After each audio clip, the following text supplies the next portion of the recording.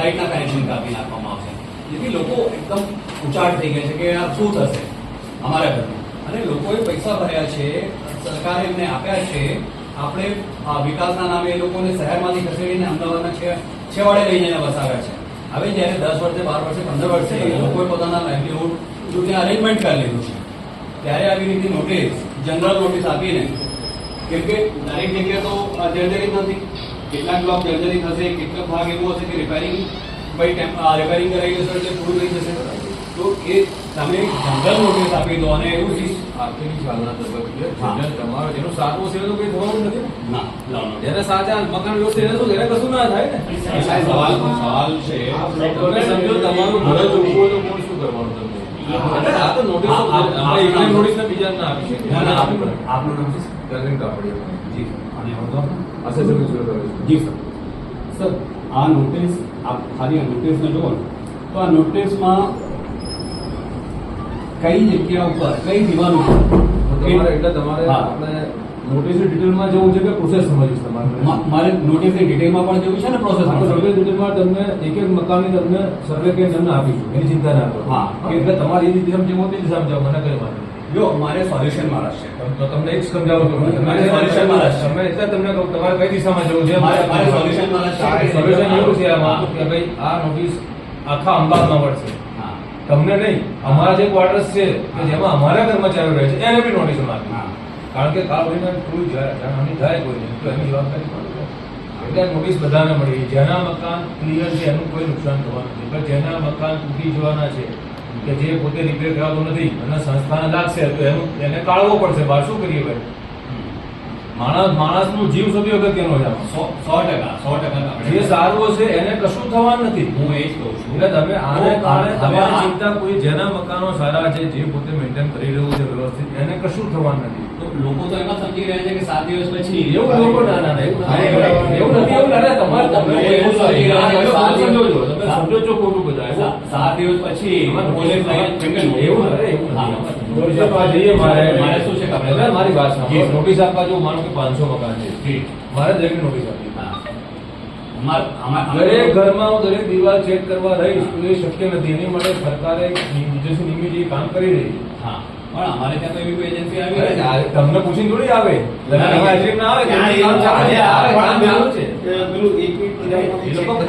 સમજો એ લોકોનું કામ જ ચેકિંગ નથી. તમારું તો કામ ચેકિંગ નથી, મારું કામ ચેકિંગ નથી. જે એના એક્સપર્ટ જે લોકો ચેકિંગ કરવા આવ્યા છે એ લોકો ચેકિંગ કરશે, એ લોકો એનું રિપોર્ટ આપશે.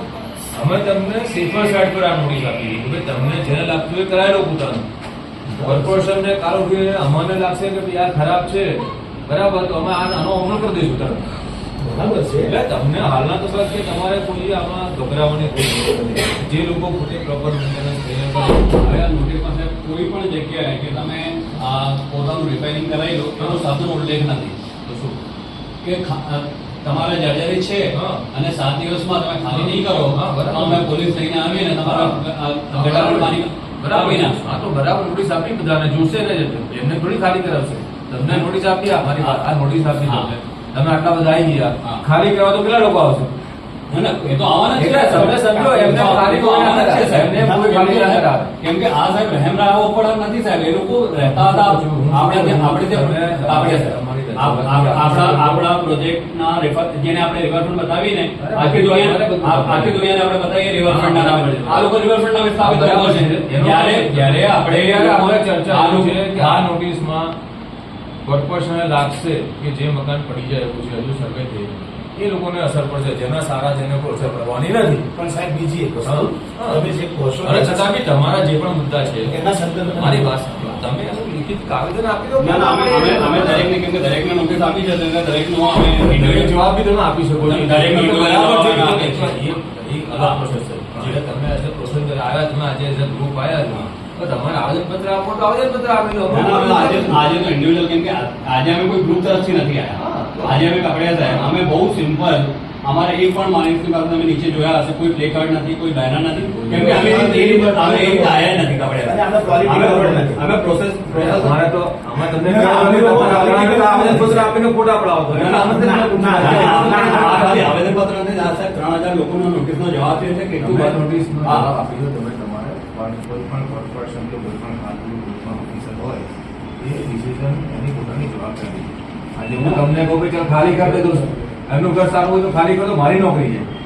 તમે જેમ તમે ગભરાવો છો અમારા માણસો ગભરાય ને ખોટું કામ કરતા હવે જનરલ દરેકને નોટિસ આપી દે તો શું થાય, માણસની સિચ્યુએશન શું થાય? કેમ કે હું તો આ નોટિસ જેટલા બધાને ત્યાં નોટિસ આપવા ગયા ત્યારે તમે સમજાયેલું કે ભાઈ આ નોટિસ આ પ્રકારની છે, તમે તમારું જોઈ લેજો, કોઈ ગુનો ખરાબ ના હોય નહીં માટે. બરાબર, કોઈને એવું કીધું કે તમને ગાડી મૂકવા જેવું કોઈને નોટિસ આપનાર આપણે કીધું કોઈને કે તમને ગાડી મૂકવા છે બોલો તમને બધું સમજાવ્યું છે. તમને શું કહું છું આમાં આવી નોટિસ તમને પહેલી વાર આપી પહેલી વખત જ આવી કેમ આપી દર વખતે સાદી નોટિસ આપતા હતા, કોઈ રિપેર કરાવતું નથી, એટલા વખતે આગ્રી નોટિસ આપી. ના ના સાહેબ, હવે આપણે મેં એટલે જ કીધું કે આપણે સોલ્યુશન તરફ જવું છે. અમે લોકો એને જવાબ એ તો અમે જવાબ તો બધાના આપીએ સારા જ છે છીએ. એને કશું કરવાનું નથી. જવાબ તો અમે નોટિસમાં આપીએ જ છીએ. તમારા જે મકાન સારા છે સાહેબ, મારું સવાલ એટલું છે કે આ જયારે મકાનો બન્યા ત્યારે આપણે RWA જે બનાવ્યું જે સમિતિઓ બનાવી રેસિડેન્શિયલ વેલફેર એસોસિએશનની, એ સમિતિઓ સાથે આપણી મિટિંગો નથી થતી કોર્પોરેશનની કે એ સમિતિઓ સાથે મિટિંગ થાય, એ સમિતિઓ સાથે જો આપણે ચર્ચા કરીએ તો આ બધા સવાલો પ્રકરણો ઉભા જ ના થાય. એની રિપેરિંગ કરવાની જવાબદારી બેઝિકલી જેને ડાયવર્ટ કરવી એની પછી જવાબદારી નથી. તમે એટલે બાઇકને ડાયવર્ટ નહીં આપણે એ પ્રમાણે જઈએ તો જવાબદારી કોઈ છે એ નક્કી કરીએ સાહેબ. એ જવાબદારી સાહેબ કોર્પોરેશનની છે અને જે અધિકારીઓ જે કંપનીએ બનાવી છે અને જે ટેન્ડર આપ્યું હતું સાહેબ એ તમે કરાવી શકો. એની છે સાહેબ. એની છે સાહેબ. આમાં જે કરવાનો સાહેબ 10 વર્ષમાં 10 વર્ષ જર્જરિત થઈ જાય હું તો સાહેબ ફરિયાદ પણ આવવાનો છું. सवाल की नोटिस का जवाब आज हमने सबका जवाब ऊपर हमने जमा करवा दिया है, ठीक है। और आज हमने ये कहा है कि हमारा जवाब है और आपने जो नोटिस दी है वो नोटिस में आपने ये नहीं बताया है कि किसके घर में कितना नुकसान है कि जिससे हम उसको रिपेयर करवाएं। आपने कोई सर्वे रिपोर्ट हमको नहीं दिया है, तो वो सर्वे रिपोर्ट भी अगर कोई है तो हमको बताओ, क्योंकि हमारी जो बस्ती है वहाँ पे गटर बराबर नहीं है, पानी बराबर नहीं है, लाइट बराबर नहीं है। जो प्रॉब्लम है उस पे आप बात नहीं कर रहे हो। जो प्रॉब्लम नहीं है, क्योंकि वटवा के 4 मालिये के मकान हो सकता है कहीं पे कुछ नुकसान है, लेकिन इतना बड़ा भी नुकसान नहीं है कि इतने सारे लोगों को एक साथ कॉर्पोरेशन नोटिस दे दे। लेकिन assistant municipal commissioner Kevin Kapadia ने ये कहा कि ये हमारी एक रूटीन प्रोसेस है, हम सभी को इस तरह नोटिस देते हैं और हमने पूरे अहमदाबाद में इस तरह की नोटिस दी है। हमारा सर्वे चालू है, जिसका जर्जरित होगा उसका कॉर्पोरेशन अपने तरीके से काम करेगी। सबको डरने और घबराने की कोई जरूरत नहीं है। ये उन्होंने मौखिक तौर पे कहा है। हमने मांग की है कि आप लिखित में दो, तो उन्होंने बोला आप अपना लिखित जवाब दो, हम उस लिखित जवाब का कॉपी आपको देंगे, तो वो बताएंगे हमको कि किसके घर में कितना रिपेयरिंग करवाना है, क्या है। उसके बाद आगे की कार्यवाही हम भी करेंगे। और लेकिन हमने जैसे कि बटवा में उस दिन कहा था, वैसे ही आज मैं फिर कह रहा हूँ कि ये मकान 10 साल 12 साल 15 साल में अगर रहने लायक कॉर्पोरेशन मानती है ये रहने लायक नहीं रह गए, जर्जरित हो गए हैं, तो ये जवाबदारी किसकी है। मैंने उनसे ये सवाल पूछा तो उन्होंने बोला कि आप फरियाद दो, हम कार्यवाही करेंगे, हम उस पर एक्शन लेंगे। तो हमारा अगला जो कार्यक्रम होगा, ये थोड़ा सा बारिश हम लोग भी देख लेंगे, बारिश का मामला थोड़ा सुलझ जाए, 10, 12, 15 दिन के बाद हम फिर से बड़े उसमें, तब हम 10,000 लोगों को एक साथ लेकर इस कचहरी पे या तो लाल दरवाजा वाली कचहरी पे हम लोग 10,000 फरियाद पूरे अहमदाबाद से एक साथ देंगे और जिसने भी मकानों को बनाने में भ्रष्टाचार किया है उन तमाम लोगों के खिलाफ कार्यवाही हो, ऐसी मांग करेंगे। तो ही हमारे मकान सुरक्षित रहेंगे, हमको रहने के लिए अच्छे घर मिलेंगे। जब तक हम उन अधिकारियों के खिलाफ कार्यवाही की बात नहीं करेंगे तब तक ये लोग कुछ करने वाले नहीं है। देखिए, कोर्ट जाएंगे तो ये कह देंगे कि हमने तो इनको मकान दे दिए थे, अब मकान में रिपेयरिंग करवाने की जवाबदारी इनकी है। तो ये मकान रिपेयरिंग कराने की नौबत क्यों आई है? क्योंकि तुमने और तुम्हारे अधिकारियों ने और जो कंपनी ने बनाए उन कंपनियों ने इसमें बड़े पैमाने पर भ्रष्टाचार किया है, इसीलिए ये नौबत आई है। तो हमको ये चाहिए कि हम उनके खिलाफ भी कार्रवाई की मांग करें और ये भी कहें कि कॉर्पोरेशन इस तरह से हमारे मकानों के खिलाफ नोटिस नहीं दे सकता है। हमने उनको ये भी कहा है कि आपने सिर्फ जनरल नोटिस दिया है, आप इस तरह जनरल नोटिस नहीं दे सकते। जिसका मकान जर्जरित है आप उसको नोटिस दो। उन्होंने कहा कि हम तो सबको देते हैं। मैंने बोला आप नोटिस दे रहे हैं तो आपके पास नोटिस के बाद ये कार्रवाई करने का भी हक है। तो बोले नहीं, हम फिर से एक और सर्वे करेंगे, उसके बाद जो भी होगा उसके सामने हम कार्रवाई करेंगे। इसीलिए अगर किसी के घर पे थोड़ा बहुत टूटा फूटा है तो आप दूसरे तमाम खर्चे करते होंगे, आप बीड़ी सिगरेट पीते होंगे, आप गुटखे खाते होंगे, आप तंबाकू खाते होंगे, घर में चैनल होगी, ये सब पैसों में से थोड़ी थोड़ी कटौती करके नहीं रहना आपको है।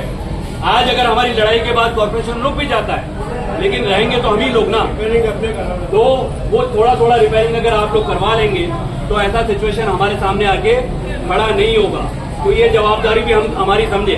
दूसरी एक बात कि आपके यहाँ की समिति, आप लोग शरीफ भाई, कादर भाई और आपके वहाँ की जो टीम है उनके साथ मिलकर समिति को एक्टिव करो ताकि ऐसे कोई मामले आए तो उन मामलों को आराम से लड़ा जा सके। ठीक है, तो अभी तुरंत घबराने की, डरने की कोई जरूरत नहीं है। उन्होंने आश्वासन दिया है कि उनका सर्वे चालू है, हम भी सर्वे की रिपोर्ट मांग रहे हैं। घर आगे जमा करेंगे, किसका टूटल है कोई मकान को रिपेयरिंग करेगी म्युनिसिपलिटी, बाकी कोई को बदलवानी नहीं होगी। ठीक है, आपके आगेवान हमारे साथ में थे, हमारे शरीफ भाई भी थे, कादर भाई और आपके वहाँ के लोग भी थे जिन्होंने वो सारी बात असिस्टेंट म्यूनिसिपल कमिश्नर ने जो बोला वो सुनी है। तो इसीलिए तुरंत घबराने और डरने की बात नहीं, लेकिन इसलिए सो भी नहीं जाना है, इसके लिए सो नहीं जाना है।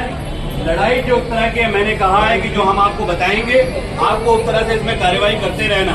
आज आप यहाँ पे आए हो, बारिश के बावजूद भी आए हो, तो ऐसे ही आगे कोई कार्यक्रम देते हैं आपके मकानों को। हम लोग आपको अहमदाबाद के दूसरे कार्यक्रमों के लिए नहीं, लेकिन आपके मकानों के सवाल के लिए आपको जब भी जहां हम बुलाएं वहां पर आप लोग आइएगा। जो भी कार्यवाही हमसे बन पड़ती है वो करेंगे। आज फिर दोहरा रहा हूं कि किसी को कोई पैसे देने की जरूरत नहीं है। कोई हमारे नाम पर, वकील के नाम पर आपसे पैसा उभरा रहा है तो प्लीज प्लीज प्लीज पैसे मत दीजिएगा, क्योंकि हम यहाँ आए हैं तो हमारा पेट्रोल जला के आए हैं, हमारे खीसे से हमारी चाय पीते हैं हम किसी से कोई पैसा नहीं लेते हैं। अगर आपसे कोई भी वकील के नाम पर पैसा मांग रहा है तो मेहरबानी करके उसको पैसा मत दीजिएगा। ये काम में कोई पैसा नहीं लग रहा है, जो लग रहा है वो हम खुद लगा रहे हैं या शरीफ भाई और उनके साथी जो भी खर्चा करना है कागज का वो कर रहे हैं। तो इसलिए कोई भी आपसे अगर पैसा मांगता है तो मेहरबानी करके आप पैसा ना दें। बाकी ये आप सब लोगों की खुद की लड़ाई है, खुद का मकान है, तो खुद के लिए अगर आप किराया करके आते हो वो पैसा कोई नहीं देगा। आप ये जेरोक्स कोई करके वो पैसा कोई नहीं देगा, वो अपने तरीके से अपने लोग जैसे आज एकता करके आए ऐसे दोबारा जरूर पड़े। और अभी आप बहुत सारी लड़ाई लड़नी है। जितने भी श्यामा प्रसाद मुखर्जी नगर के लोग या दूसरे साइड के बहुत सारी लड़ाई वो सबकी कॉपियां जाके सब लोग जाए। वो सबकी कॉपी के भर ऊपर दिए और वो सिग्नेचर करके दे देंगे। वो सबकी कॉपी का एक एक साइन करके वो दे के वापस आएंगे। और हमारे यहाँ पर ये जो लोग हैं अभी यहाँ आए वो सब लोग अपने घर में वापस भी जा सकते हैं। वो बाद में आपके भाई के साथ बात कीजिएगा। भाई टैक्स वाले ने जो मामले हैं उसके लिए आप लोग अपनी टीम बना के नहीं दे रहे हैं, ये लोग टैक्स बिल्कुल नहीं दे रहे हैं।